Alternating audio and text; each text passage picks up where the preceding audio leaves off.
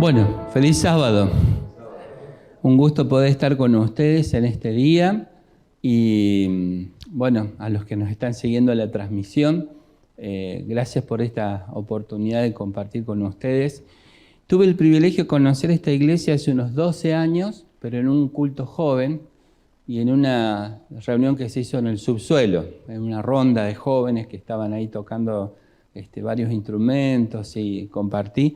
Hace unos 12 años atrás estaba en el área de jóvenes y me tocaba visitarlos, así que ahí pude conocer la famosa iglesia de Olivos, que para nosotros era muy conocida, pero no tenía la posibilidad de estar en forma así presencial. Y ahora verlos en un culto un sábado de la mañana, a mí me gusta mucho poder estar con ustedes y gracias por darnos esta oportunidad de participar juntos de este culto, ¿no?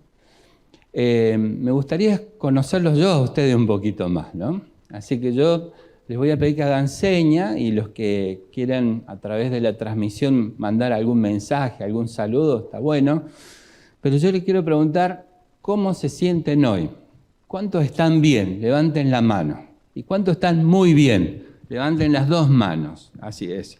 Y con esas dos manos saluda al que tiene al lado. Sé que no puedo abrazar, pero dígale, estoy contento de verte. Eso, muy bien.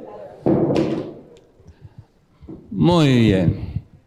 Yo sé, Andrea decía que le gustaba mucho el invierno. No coincido, pero me gusta estos fresquitos. Me gusta cuando hace calor, me gustaría estar en la playa o en la Sierra de Córdoba, en el río. Y cuando hace invierno me gusta estar dentro de la casa. Bueno, hermanos, pero ahora estamos en la casa del Señor y Dios quiera que el tema que trajimos hoy pueda ser de crecimiento y de ayuda espiritual, como lo fue también para mí al prepararme, ¿no? Yo quiero invitarlos a abrir sus Biblias en el libro de Marcos, capítulo 8, a partir del versículo 22. Algunos piensan que Jesús estaba muy nervioso. Otros creen que después del cansancio y de todo lo que estaba haciendo Jesús, el incidente que relata acá demuestra que Jesús estaba quizás bastante cansado. ¿Qué dice el versículo 22? Dice, vino luego a Betsaida y le trajeron un ciego y le rogaron que le tocase. Entonces, tomando la mano del ciego, lo sacó fuera de la aldea, y escupiendo en sus ojos, le puso la mano encima y le preguntó si veía algo. Él mirando dijo, veo los hombres como árboles, pero los veo que andan. Imagínense que en ese momento hubieran aparecido todos los portales de noticias que existen hoy y hubieran tomado esa escena. El gran Jesús, que según el mismo libro de Marcos, en el capítulo 7, y en el versículo 37 dice que todo lo que él hacía, lo hacía bien. De pronto le traen a un ciego, le pone saliva en los ojos, lo toca y cuando saca la mano le dice, ¿estás viendo? ¿Qué le dice el ciego? Veo, pero ¿cómo veo? Más o menos, ¿no? Imagínense lo que hubiera salido en los portales de aquella época, en los noticieros. Hubieran dicho, el gran Jesús falló. ¿Qué le pasó a Jesús? Le faltó el poder, le faltó energía, estaba nervioso, estaba cansado, ¿verdad? Menos mal que está el versículo 25, que dice que luego le puso otra vez la mano sobre los ojos y le hizo que mirase y fue restablecido y vio de lejos y claramente a todos. Como dicen los jóvenes, hoy que es el día de los jóvenes adventistas, zafó. O sea, salió adelante, ¿no? ¿Qué pasó acá? ¿Por qué Jesús tuvo que pasar por esta situación? Los comentarios bíblicos, de hecho lo que yo dije al principio, dicen algunos comentarios bíblicos, nuestro comentario bíblico no coincide con eso. Una explicación podría ser, Betsaida es la ciudad de Pedro, de Juan, de Andrés, de Santiago, así que estos amigos que traen a un ciego posiblemente eran los propios discípulos de Jesús que le estaban trayendo a alguien. Y no dice que el ciego le pidió a Jesús que lo curase, sino que eran los amigos. ¿Está bien? Evidentemente este es el caso, puede ser de una persona que no estaba muy convencida de ser curada. Y ustedes dirán, pero qué raro, ¿quién no va a querer ser curada? ¿De qué vivía un ciego de aquella época? ¿De qué vivía? ¿Y qué pasaba si se curaba? El que tenga oídos que entienda. O sea, no a todos les convenía eso, ¿no? Y los que hemos trabajado a veces ayudando gente, nos sorprende que hay gente que no quiere ser ayudada porque no quiere salir de su situación, ¿verdad? Hay muchos casos en la Biblia donde Jesús tuvo que prepararla a la persona para que pueda recibir la bendición. ¿Está bien? Así que lo que nosotros estamos viendo acá es un proceso en el cual Jesús tuvo que ayudarle a la persona a dejarse ayudar. ¿Está bien? Así que es una historia curiosa, es muy interesante, pero hoy quiero invitarlos a no mirar solo el incidente o el hecho en sí, porque aunque nos da mucha enseñanza espiritual saber que Jesús trabaja por las personas y las cura, y que Él tiene el poder de curar a una persona, de hacerle el milagro de que vea, yo quiero invitarlos a ustedes a ver cuál es la enseñanza espiritual que este incidente nos deja a nosotros. Y para eso tenemos que tratar de ahondar un poquito más qué es lo que hace Jesús con las personas ciegas. ¿Qué es la ceguera desde el punto de vista espiritual? ¿Existe la ceguera espiritual? Desde un punto de vista humano, nosotros sabemos que todos los seres humanos tenemos cierta ceguera espiritual. ¿Qué es la ceguera espiritual? En el mismo capítulo 8, en el versículo 17 en adelante, nos da un poquito una idea de lo que es para Jesús un ciego espiritual. Dice, y entendiéndolo Jesús, que le dijo, ¿qué discutís? ¿Porque no tenéis pan? Por eso yo les decía recién que algunos comentadores creían que Jesús estaba nervioso, ¿no? Acá hay una discusión. Dice, ¿no entendéis ni comprendéis? Aún tenéis endurecido vuestro corazón. Teniendo ojos, ¿qué dicen? No ven. Teniendo oído, no oís y no recordáis. Entonces, para Jesús, una persona que tiene ojos y no ve, es una persona que tiene endurecido su corazón, que en el lenguaje cordobés significa tiene la cabeza dura, ¿está bien? Eso significa, o no entiende. Una persona ciega espiritual es una persona que no entiende las cosas de Dios. Y como no las entiende, no les ve el sentido. Yo tengo una hermana no vidente. Si yo la llevo a mi hermana no vidente a que vea las sierras de Córdoba desde arriba de una cúspide, puede disfrutar del aire, pero no va a disfrutar de lo que implica visualizar todo lo que hay ahí. ¿Está bien? ¿Y eso ocurre lo mismo en el terreno espiritual? Sí. No sé si les ha pasado a ustedes que le hablan a alguien sobre Dios y como no lo entiende a Dios, no le ve el sentido. Ustedes le dicen, voy a ir a una iglesia, vamos a cantar, pero el que no ve las cosas espirituales, no ve el sentido de todo eso, no lo disfruta, no lo entiende, no lo comprende, ¿verdad? Y lo triste es que todo ser humano nace con esa enfermedad que se llama ceguera espiritual. ¿Qué es lo que nos cura a nosotros de la ceguera espiritual? ¿Qué es lo que nos hace salir de la ceguera espiritual? Yo les pido el favor que mantengan el texto, porque vamos a volver acá, y acompáñenme a San Juan capítulo 3, y hay una historia muy conocida por todos ustedes, es la historia de Nicodemo, ¿se acuerdan? Ese hombre que fue a verlo a Jesús de noche, se acercó a oscura y le dice, mirá, maestro, sabemos que tú eres una persona muy importante y que vienes de Dios, ¿verdad?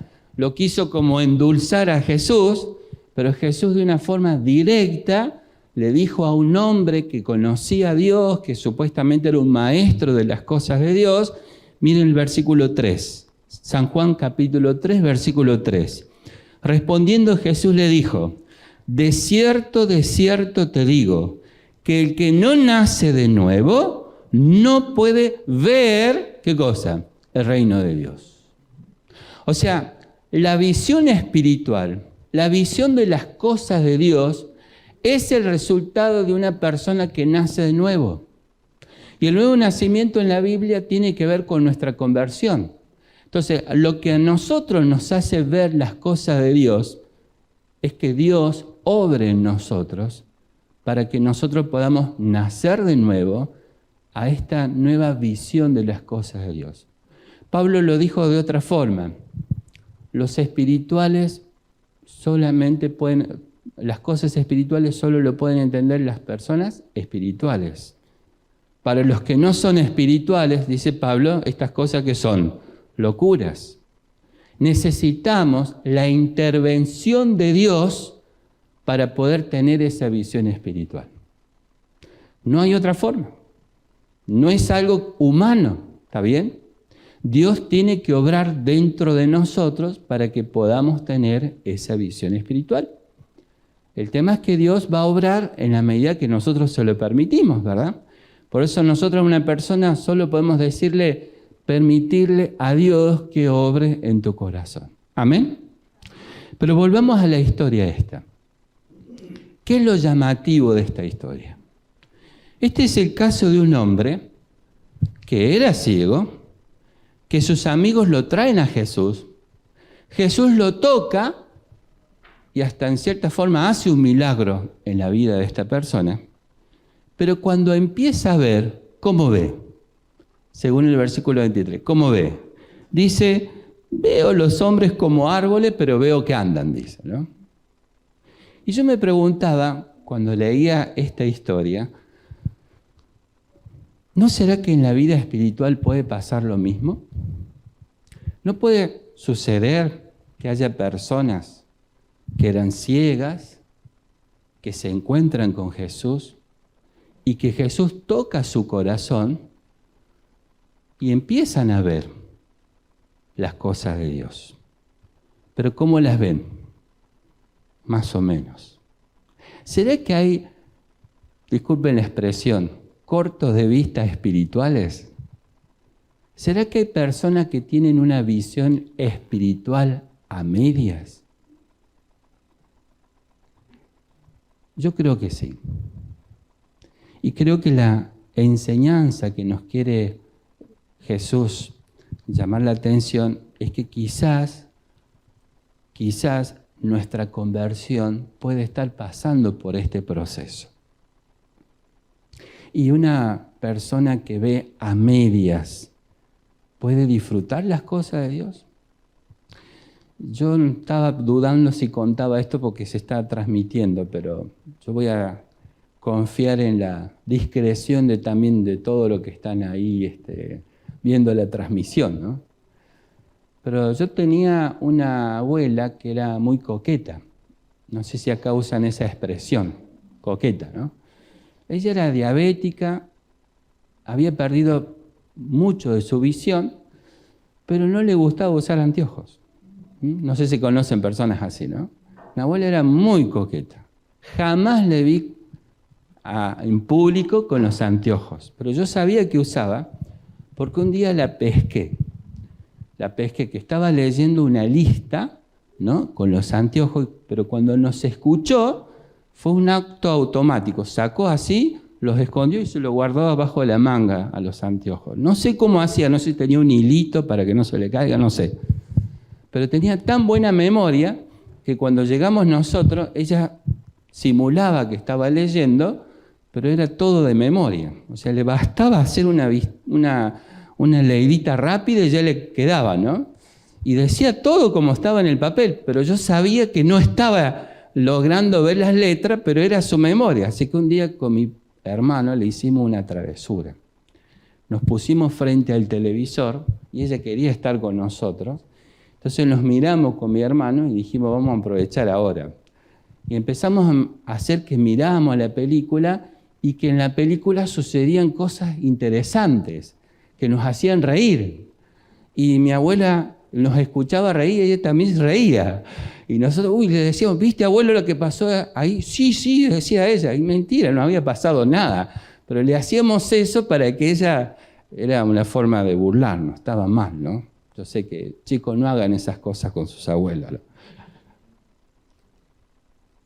Ella era coqueta, no quería que los demás supieran que no estaba viendo bien y se esforzaba por vivir una vida como si estuviera viendo. Me pregunto si hay personas que a lo mejor les pasa lo mismo en el terreno espiritual. No ven bien, no disfrutan muy bien de las cosas de Dios, pero como no quieren quedar como los que no están viendo, simulan una vida espiritual que en el fondo no la están disfrutando. Entonces me pregunto, ¿cómo un cristiano llega a esta situación? ¿Cómo es que una persona que conoce a Jesús puede llevar a tener una visión espiritual a medias? Yo creo que hay dos tipos de personas que llegan a esta situación. Vamos a ejemplificarlas. Vamos a poner el primer caso. Una persona que recién conoce a una amistad de la iglesia y en la iglesia lo traen como amigos, ¿verdad? Y entonces dentro del ambiente de la iglesia empieza a conocer gente, se siente bien.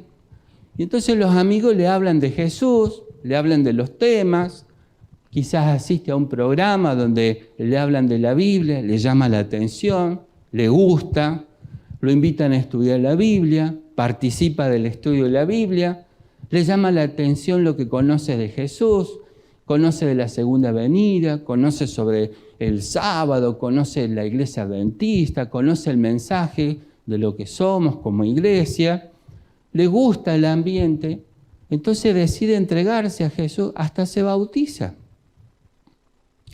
Pero cuando va a su casa y ya no cuenta con ese acompañamiento que generalmente tiene un miembro que se inicia en la iglesia, y empieza a caminar su vida espiritual, digamos, solitario o solitaria, de pronto va a la Biblia y la lee a la Biblia.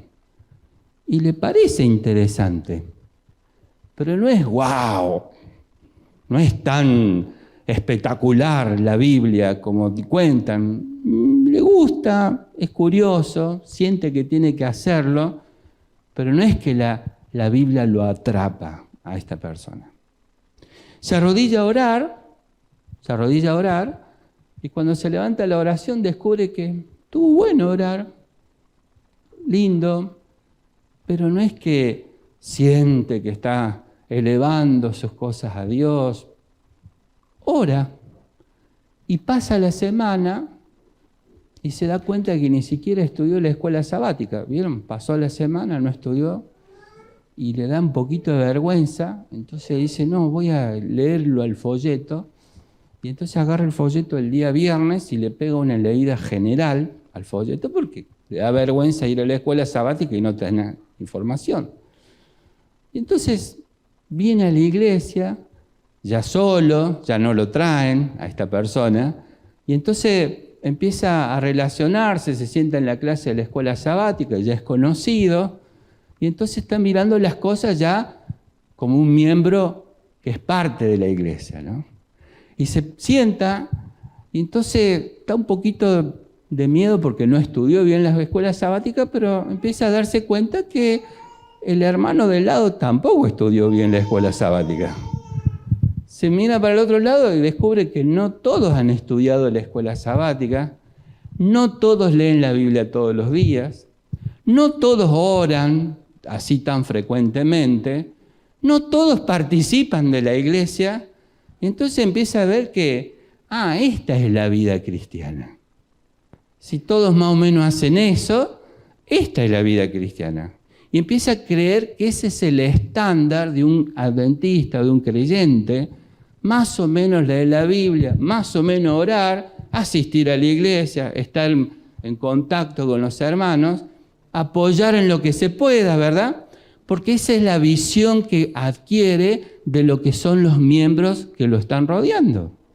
Y entonces cuando escucha que un pastor le dice hay que leer la Biblia todos los días, hay que pasar una hora, bueno, son como exageraciones que hacen los pastores para mantenernos. Pero si todos más o menos hacemos lo mismo es porque está más o menos bien. Entonces se acostumbra a tener una visión a medias de lo que es la vida espiritual. No sé si estoy siendo claro del primer caso. ¿Está bien? Es una persona que no llegó a madurar y a disfrutar, pero como ve que, según su visión, el estándar de los demás miembros es así, se acomoda y se acostumbra a ese estilo de vida espiritual. ¿Está claro? Ese es un grupo. El otro caso, una situación parecida. Viene a la iglesia, lo invitan, empieza a leer la Biblia, le encanta lo que lee la Biblia, le gusta, participa, conoce a Jesús, entiende el mensaje que hay en la iglesia adventista, lo acepta, se bautiza y cuando empieza a caminar solo, toma la Biblia y queda encantado. Porque claro, todos los días va descubriendo ya no lo que le dicen, sino lo que aprende por sí mismo de la Biblia. Y va sintiendo como que Dios se va comunicando. Y va viviendo esa hermosa experiencia de que lo que va leyendo va coincidiendo con lo que va viviendo. Y percibe que Dios le va mostrando cosas a medida que va estudiando la Biblia. Queda fascinado. Empieza a orar y empieza a descubrir que Dios va respondiendo oraciones. Y tiene más ganas de hablar con Dios. Y se anima a abrirle más el corazón y contarle cosas más íntimas, más profundas, como que dialoga con Dios a través de la oración, ¿verdad? Y está contento con eso y va estudiando la escuela sabática, va estudiando lo que conoce del Señor, va estudiando y va conociendo más a Dios. Y cuando llega el sábado a la escuela sabática, no mira si el otro estudió o no estudió, solo quiere compartir lo que aprendió durante la semana, quiere disfrutar, lo invitan a participar de cosas de Dios, participa, le gusta, quiere y va creciendo en su vida espiritual hasta que le pasa algo. Yo no soy buen deportista, me gusta el deporte, pero no soy yo una persona deportista. Pero me gusta estar y cuando puedo y encuentro amigos que me hacen el aguante, a pesar de mi torpeza, trato de jugar al fútbol con mis amigos. Y un día me invitaron a jugar al fútbol y como soy alto, venía un córner, había que cabecear, ¿no? Me dicen, vos sos alto, ¿qué? Y yo apoyaba ahí. Y vino el córner y justo vino la pelota donde yo estaba, así que tenía que saltar. Saltamos y nos empujamos entre todos para alcanzar la pelota y le pegué a la pelota. Pero en vez de pegarle con la frente, le pegué con el ojo a la pelota. Cuando caí, me levanté y descubrí que no veía nada. Estaba como en una nube, todo era metido en una nube, pero no veía nada. Y me asusté porque tenía miedo de que haber dañado a mi ojo por una pelota de fútbol, ¿no? ¿Saben que creo que hay muchos creyentes que les puede haber pasado cosas similares? Llegaron a disfrutar de una vida espiritual maravillosa. Llegaron a disfrutar de la belleza que es leer la Biblia, ser parte del pueblo de Dios, saber que esta es la iglesia remanente, entender los tiempos que estamos viviendo, comprender la vida a la luz de la Biblia, disfrutar de la hermandad, disfrutar de la alabanza, de la adoración a Dios, disfrutar incluso de la vida con los principios que Dios nos ha dado, pero se golpea y cambia su visión. ¿Qué golpe? Una desilusión. Alguien te trató mal. O te enteraste de algo, de un miembro que considerabas un líder o un pastor que te desilusionó. O viste algún pecado que te sorprendió mucho. O una oración que Dios no contestó. O alguien que te frustró en algo de la vida. Y entonces después de ese golpe, vas a la Biblia y ya la Biblia no es tan atractiva. Te arrodillás a orar y ya la oración no es la misma. Te levantás y venís a la iglesia y ya la iglesia no es tan lo mismo. Es como todo más gris. No sé si estoy siendo claro con la idea. Ya no es tan lindo como antes. No brillan las cosas como brillaban antes. Y entonces esta persona se da cuenta que no está bien. Y se acerca a algunos y le pregunta, mirá, me pasa esto. Y la frase típica es, ¿sabes qué te pasa? ¿Has perdido tu primer amor? Estás ahora viviendo lo que viviste antes, era como un enamoramiento, una ilusión. Ahora ya entraste a la vida cristiana normal, rutinaria. Entonces esta es la vida espiritual. Y te autoconvences que no es que estás mal, sino que simplemente estás viendo las cosas como una persona ya madura espiritualmente. Ya con lo que recibiste, tenés, ya es suficiente. Ahora solo tenés que mantenerte. ¿Me explico? Y entonces se acostumbra a ese estilo de vida cristiana. Para mí estos son los dos casos. El que nunca llegó o el que llegó a tener una plena visión espiritual, pero por los golpes que recibe en la vida cristiana, su visión espiritual menguó y ya no ve de la misma forma. ¿Está bien? Yo le voy a hacer una pregunta. Si la historia terminara en el versículo 24, en el primer toque, este hombre que no veía nada, pero que ahora ve algo, ¿hubiera seguido a Jesús? ¿Hubiera sido un discípulo de Jesús? A ver, ¿cuántos creen que sí? A ver, levanten la mano. ¿Cuántos creen que sí? ¿Cuántos creen que no hubiera seguido a Jesús? Levanten la mano. Bueno, a los que están en la transmisión les cuento que la mayoría dijo que no. Yo soy de esos que les gusta andar en contra de la corriente, así que no se ofendan. Pero les voy a dar una impresión personal de esta situación. ¿Está bien? Esto no está en los comentarios. Es algo que personalmente siento que Dios me dice cuando leo esta historia. Yo tengo, como les mencioné recién, una hermana no vidente y les quiero contar algo que pasó. Ella quedó cieguita en la incubadora cuando recién nació, pero nos enteramos unos meses después. Cuando nos enteramos, ustedes imaginen el dolor de lo que significó eso como familia, enterarnos, y empezó todo un proceso y un aprendizaje de algo que era todo nuevo para nosotros, ¿no?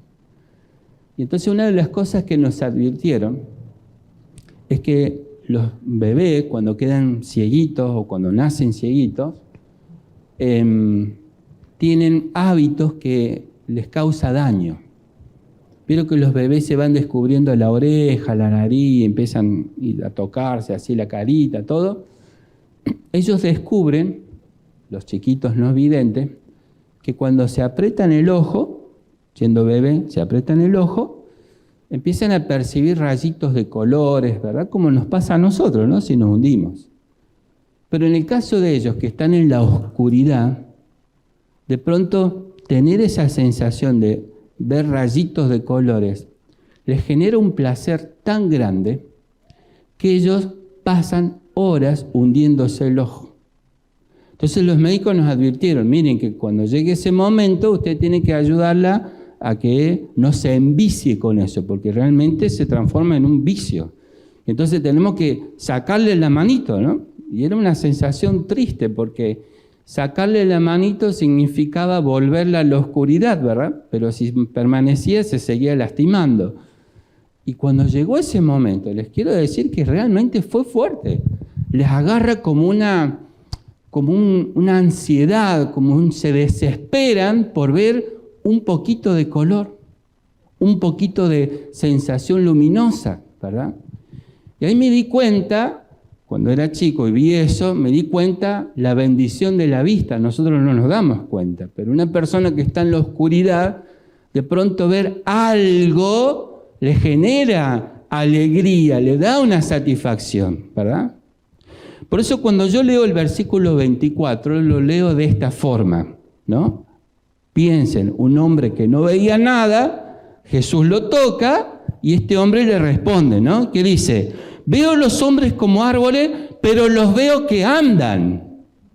¿Se entiende? Es como que el hombre no ve una respuesta negativa, ve un hombre que dice, mira, no estoy viendo bien, pero ya estoy contento porque veo movimiento, veo cosas, ¿está bien? Con lo poquito que estaba viendo, él quedó satisfecho. Claro, una persona que no ve nada, a ver movimientos, ver forma, ya es algo especial, ¿está bien? Por eso que entiendo que hay muchos creyentes que con lo poquito que saben de Jesús, lo siguen. Personas de otras denominaciones que quizás no saben tanto de la Biblia como nosotros, pero tienen un fervor por seguir a Jesús que uno se sorprende, ¿verdad? ¿O por qué a nosotros nos pasa que con lo poquito que sabemos de la iglesia, con lo poquito que conocemos o con lo poquito que hacemos, de alguna forma sentimos el deseo de acompañar y ser parte del pueblo de Dios? Por eso yo creo que este hombre, si hubiese seguido a Jesús, si hubiera estado satisfecho con lo que estaba recibiendo. Pero la gran lección que me deja esta historia, el gran mensaje que me deja esta historia, que el que no queda satisfecho con la situación, que el que no queda conforme con esta situación, ¿quién es? Es Jesús. Por eso, Él es el que insiste. Y entonces el versículo 25 para mí tiene un mensaje muy profundo para nosotros.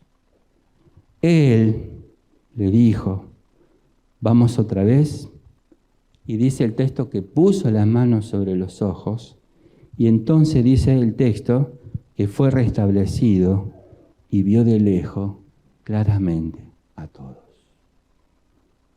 La gran lección que me deja esta historia, que el que no quiere que vivamos una vida espiritual a medias, es Jesús. El que dice, no te conformes, no te estanques, no te acostumbres, no te quedes a mitad de camino, es Jesús. Y no solamente Él no quiere que nos quedemos así, sino que Él está dispuesto a insistir, a seguir tocando nuestra vida hasta que seamos restablecidos completamente. Amén. ¿Qué imagen tienen de la iglesia adventista? Os voy a decirlo así. Tu visión espiritual. ¿Qué te permite ver qué es la iglesia adventista? ¿Qué entendés por el privilegio de conocer, de ser parte del pueblo de Dios? No lo digo de orgullo, lo digo con la responsabilidad que eso representa. Saber que conoces la iglesia que espera la venida de Jesús. Sabes que sos parte de la iglesia que se anima a seguir la verdad. Aunque la mayoría cree otra cosa, nuestra iglesia tiene un mensaje. Hasta nuestro estilo de vida es diferente. ¿Sabes? Esta pandemia a mí me mostró que ser parte del pueblo de Dios es un privilegio. No es que me quitó el dolor de ver la pandemia, pero me hace ver qué bendición es conocer la iglesia y ver lo que el mensaje que Dios nos ha dado a través de esta oportunidad, esta iglesia. ¿Cuál es tu entrega? ¿Cuál es tu visión sobre lo que Dios ha hecho en tu vida? ¿Saben? Hay una diferencia entre el primer toque y el segundo toque. El versículo 23, cuando describe el primer toque, nos indica que Jesús puso la mano encima. ¿Está bien? Evidentemente, hombre no estaba muy convencido, por eso cuando lo trajeron Jesús le puso de una manera suave, digamos.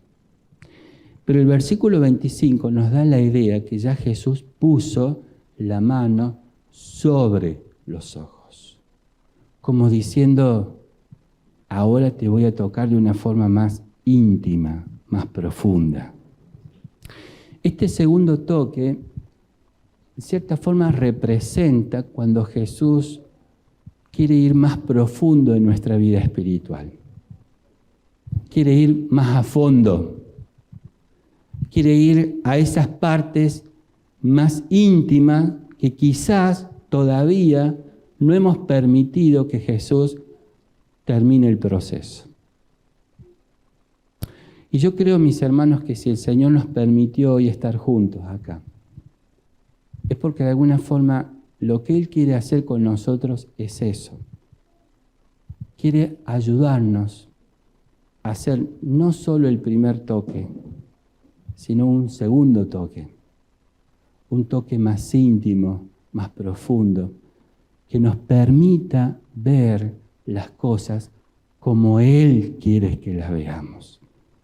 Y si las vemos como Él quiere que las veamos, las vamos a disfrutar como Él quiere que la disfrutemos. ¿Por qué Jesús insiste? ¿Por qué Jesús quiere que tengamos esa visión plena y profunda? ¿Por qué? Porque Él sabe que cuanto más amplia, más profunda es nuestra visión espiritual, más vamos a disfrutar de Él, más vamos a compartir la alegría de ser parte de lo que Él ha planeado, más vamos a entender las cosas que nos pasan, más vamos a ver el poder de Dios actuando en nuestra vida.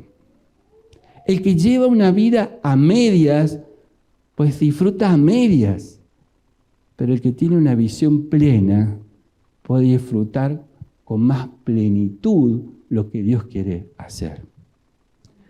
Les quiero decir, mis hermanos, que yo cada vez estoy más sorprendido, porque tenemos un mensaje maravilloso. Y cuando veo lo que produce este mensaje en el corazón de las personas, cuando los miembros están en una comunión profunda con Dios, cuando veo lo que pasa en la vida personal e incluso en los hogares y en las iglesias, cuando esto sucede, digo, qué maravilloso es ser parte de un Dios que insiste. Pero esto requiere que le permitamos a Dios no que nos toque por encima, sino que nos toque sobre. Y yo quiero hoy invitarlos a pedirle a Jesús que haga ese milagro en la vida de nosotros. Yo creo, mis hermanos, que esta pandemia nos dice que Jesús viene pronto. Yo creo, mis hermanos, que la iglesia de la post-pandemia tiene que ser diferente. Los miembros adventistas post-pandemia tenemos que ser distintos, porque tenemos que palpitar más la cercanía de la venida de Jesús. Tenemos que ser más conscientes de nuestra entrega, nuestro compromiso, nuestra conversión. Y yo quiero invitarlos, en el nombre de Jesús, que le permitamos a Él que Él toque nuestra vida de una forma más íntima, más profunda. Solo que quiero aclarar algo. El segundo toque de Jesús duele. Yo escuché muchos hermanos que dicen, quiero recibir el Espíritu Santo, porque se lo imaginan como tipo He-Man, aquellos que son de mi época, ¿no? ¿Se acuerdan ese que sacaba la espada? Recibimos el Espíritu Santo y un poder. Pero la Biblia dice que cuando recibimos el Espíritu Santo, Él nos convence de pecado, de justicia y de juicio.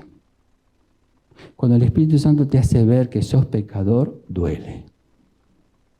Cuando te hace ver que tu vida espiritual es a media, también duele. Cuando el Espíritu Santo te hace ver que no estás en una buena comunión con Él, duele. Cuando ve que tu compromiso con su causa es a media, también duele. Pero es un dolor que trae sanidad. Porque si Él te hace ver eso, también te dice que Cristo está dispuesto a obrar en tu vida. Como dice Filipenses, el que comenzó en vosotros la buena obra, ¿qué dice? La perfeccionará. Nuestro Dios insiste porque quiere que disfrutes de su vida, la vida espiritual que Él te ofrece. Quiere que disfrutes de su poder. Quiere que disfrutes de depender de Él. Quiere que disfrutes de ver el reino que Él ha preparado. Quiere que disfrutes de eso. Pero tenés que permitirle que Él obre de una forma más profunda en tu vida. Amén. ¿Cuántos quisieran pedirle hoy al Señor? Tócame de nuevo. No por encima, sino sobre. ¿Cuántos quisieran pedirle eso? Amén. Hay una historia que está en el himno 303 que me encanta. El autor de ese himno se llama John Newton. Él era una persona que conocía a Jesús.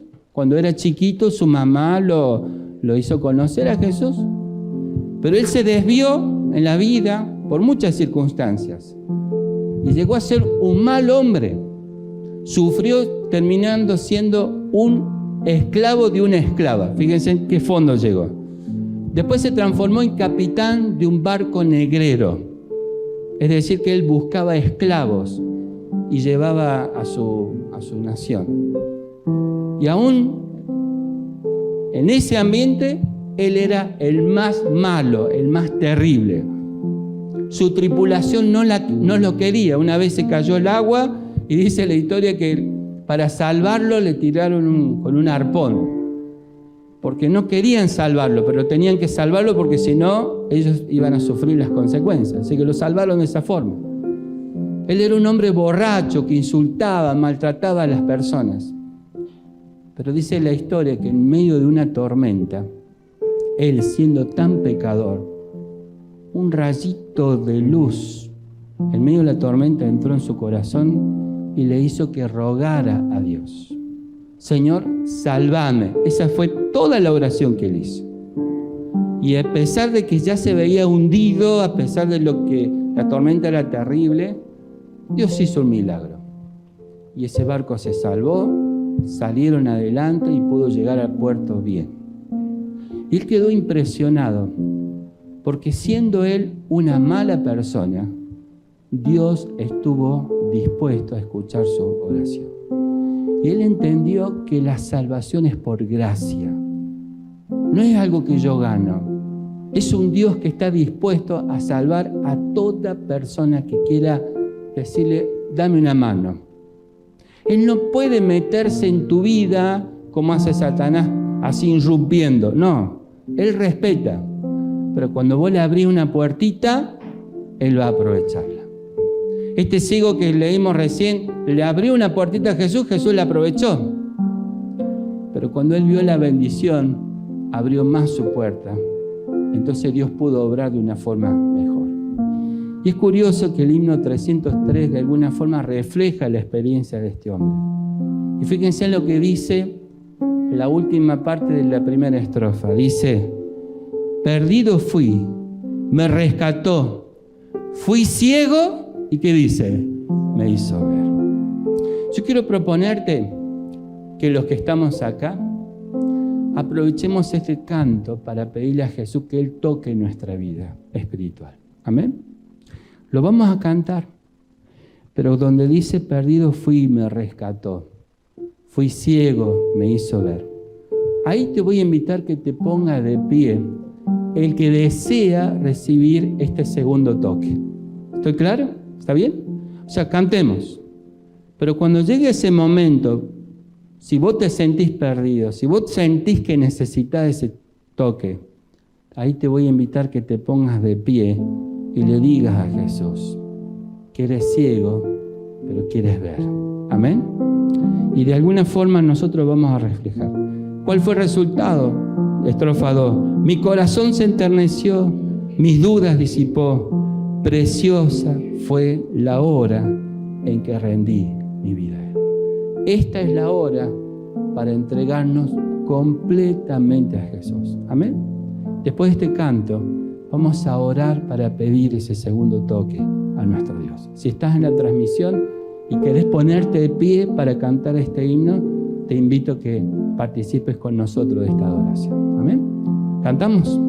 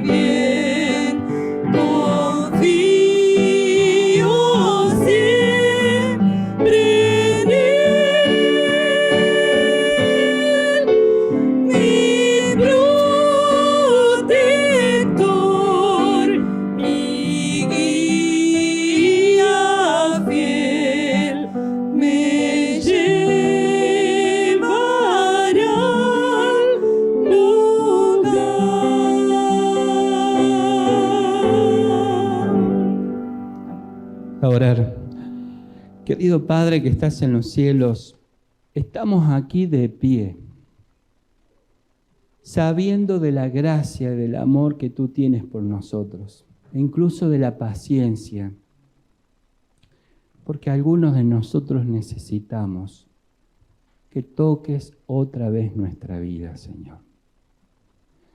Algunos tenemos que reconocer que quizás nunca llegamos a madurar, que nunca llegamos a entender lo importante que es conocerte a ti, disfrutarte a ti.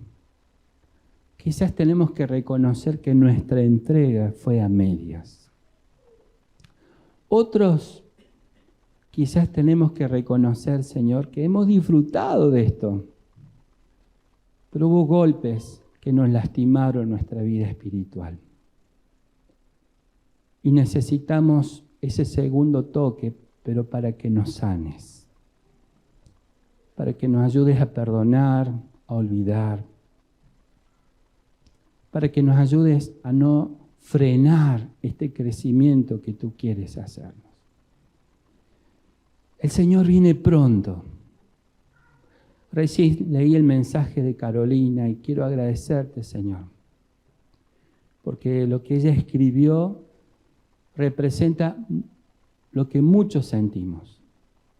Algunos necesitan volver a la iglesia y otros necesitan volver a ti aún dentro de la iglesia. Yo quiero pedirte, Señor, que tú nos toques otra vez, pero no con un toque suave.